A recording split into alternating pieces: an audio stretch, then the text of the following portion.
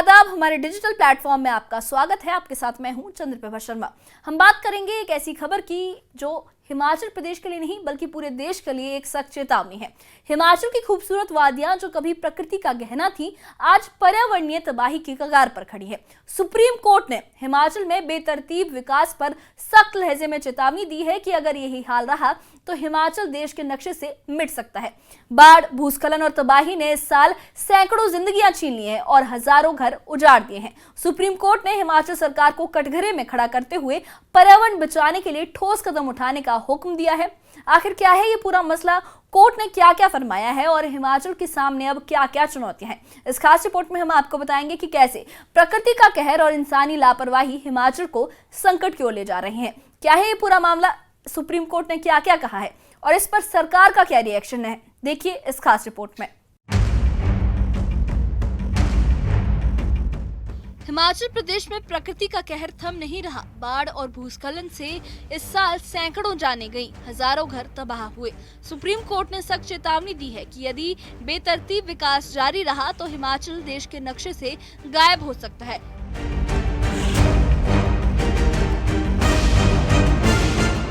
Court ने कहा कि पहाड़ों का खिसकना, सड़कों का धंसना और भूस्खलन ये सब इंसानी छेड़छाड़ का नतीजा है। सुप्रीम कोर्ट ने हिमाचल सरकार को नोटिस जारी कर 4 हफ्तों में पर्यावरण सुधार की रिपोर्ट मांगी। कोर्ट ने भाखड़ा और नाथपा झाकड़ी जैसे हाइड्रो प्रोजेक्ट्स पर भी सवाल उठाए कि बिना भूगर्भ जांच के ये प्रोजेक्ट्स पहाड़ों को कमजोर कर रहे हैं। सतलुज नदी अब नाले जैसी हो गई है। कोर्ट ने ये जोर दिया कि राजस्व नहीं, पर्यावरण बचाना मकसद होना चाहिए। हिमाचल के राज्यपाल शिव प्रताप शुक्ल ने कहा कि इस संकट पर कोर्ट ही नहीं, पीएम मोदी भी चिंतित है। पर्यावरण और जीवन शैली में तालमेल जरूरी है। उन्होंने सबको मिलकर समाधान निकालने की नसीहत दी। हाँ, वो उससे संबंधित जज के अपने वर्डिक्ट थे, और लेकिन मुझे लगता है कि जो बात मैंने माननीय प्रधानमंत्री जी के लिए भी बताई है कि सबकी इस बात की चिंता है कि अगर यहाँ के रहन सहन में बदलाव नहीं किया गया तो निश्चित रूप से यहाँ पर काफ़ी नुकसान होगा। तो उसको पूरी तौर पर लोगों को करने के लिए सोचना चाहिए। अन्य जो बातें हैं, सरकार अगर केंद्र के समझ कुछ रखना है तो जा कर के रख सकती है। केंद्र हमेशा हिमाचल को सहायता दे रहा है, हमेशा दे रहा है, और जब जब ये मांगते हैं तब तब देता है। इनके मंत्री जी भी जा कर के जब वहाँ मांगते हैं तो भी संबंधित मंत्रियों के द्वारा भी हिमाचल को सहायता दी जाती है। मुझे लगता है कि तालमेल ही सब कुछ का हल है। वहीं सुप्रीम कोर्ट की टिप्पणी पर सरकार का कहना है कि ये गंभीर विषय है, पर्यावरण के साथ संतुलन बनाने की जरूरत है। सरकार का दावा है कि इस पर जल्द योजना बनाई जाएगी।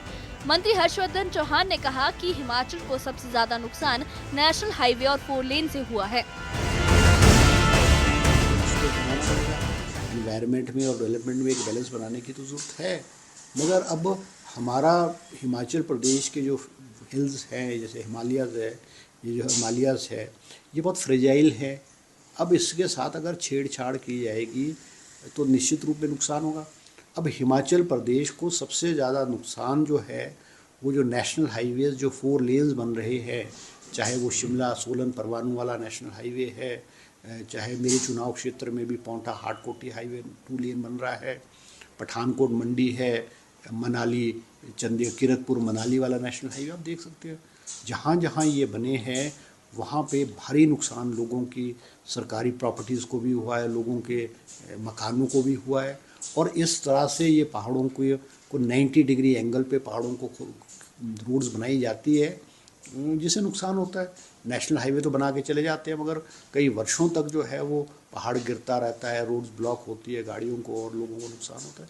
तो एक इसमें बैलेंस बनाने की ज़रूरत है, और मुख्यमंत्री जी ने भी कहा और गवर्नमेंट ऑफ इंडिया ने भी एक GSI की जियोलॉजिकल सर्वे ऑफ इंडिया की टीम भी आई है, और एजेंसीज भी हिमाचल प्रदेश में आई है, और ये जानने की कोशिश कर रहे हैं कि हिमाचल प्रदेश में बादल क्यों फट रहा है। तो एक विस्तृत रूप से इसमें एक बहुत लॉन्ग टर्म प्लानिंग की जो है वो ज़रूरत है। हिमाचल में पर्यावरणीय तबाही और सुप्रीम कोर्ट की चेतावनी ने ये साफ कर दिया है कि प्रकृति के साथ खिलवाड़ की कीमत भारी है। अब सवाल ये है कि क्या सरकार और समाज मिलकर इस संकट से उभर पाएंगे या ये तबाही और गहराएगी। Bureau report, news 18।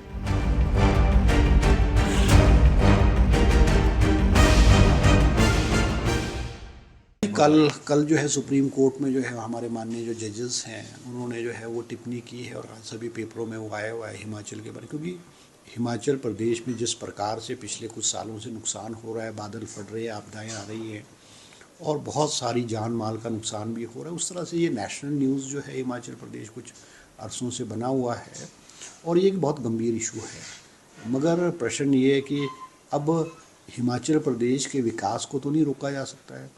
Himachal Pradesh की जो इन टर्म्स ऑफ प्रोजेक्ट्स है, चाहे वो हाइडल प्रोजेक्ट्स है, चाहे वो टूरिज़्म के प्रोजेक्ट्स है, चाहे और प्रोजेक्ट्स है, क्योंकि विकास करना और इनकम को जनरेट करना भी जो है वो हर स्टेट की जिम्मेवारी बनती है।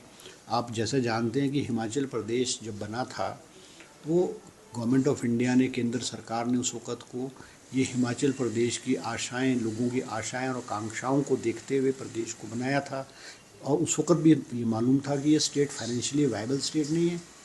अब अगर हमको केंद्र सरकार हमें मदद नहीं करेगा तो इस स्टेट को चलाना बहुत कठिन हो जाएगा।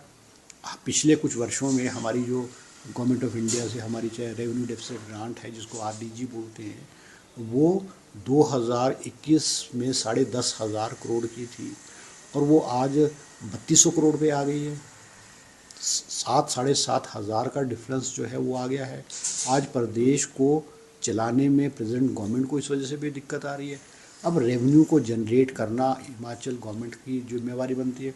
अभी हमारे फाइनेंस कमीशन 16 फाइनेंस कमीशन आया और 16 फाइनेंस कमीशन जो है, फाइनेंस कमीशन जितने भी है वो हर स्टेट्स को आदेश देते हैं कि वो स्टेटों को आत्मनिर्भर बनाए, अपने रेवेन्यू जनरेट करे, अपने जो स्रोत हैं, चाहे वो हाइडल के स्रोत हैं, चाहे इंडस्ट्री के हैं, चाहे माइनिंग के हैं, चाहे पावर के हैं, चाहे टूरिज़्म के हैं, उनको डेवलप करके करे और स्टेट को आत्मनिर्भर बनाए। तो ये थी हिमाचल प्रदेश की पर्यावरणीय तबाही और सुप्रीम कोर्ट की सख्त चेतावनी की पूरी दास्तान। कोर्ट ने ये साफ लफ्जों में कहा है कि बेतरतीब विकास और प्रकृति के साथ खिलवाड़ ने हिमाचल को संकट में डाल दिया है।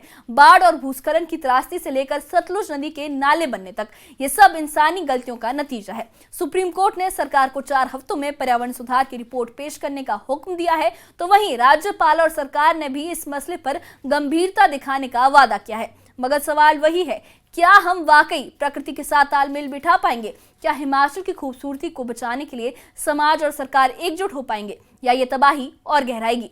इस खबर ने हमें ये सोचने पर मजबूर कर दिया है कि पर्यावरण का सम्मान करना कितना जरूरी है। आप इस मसले पर क्या राय रखते हैं? हमें कमेंट बॉक्स में अपनी राय जरूर बताइए और इससे जुड़े अपडेट्स के लिए और ऐसी ही खबरों के लिए हमारे चैनल के साथ बने रहिए। हमारे चैनल को सब्सक्राइब करिए। शुक्रिया।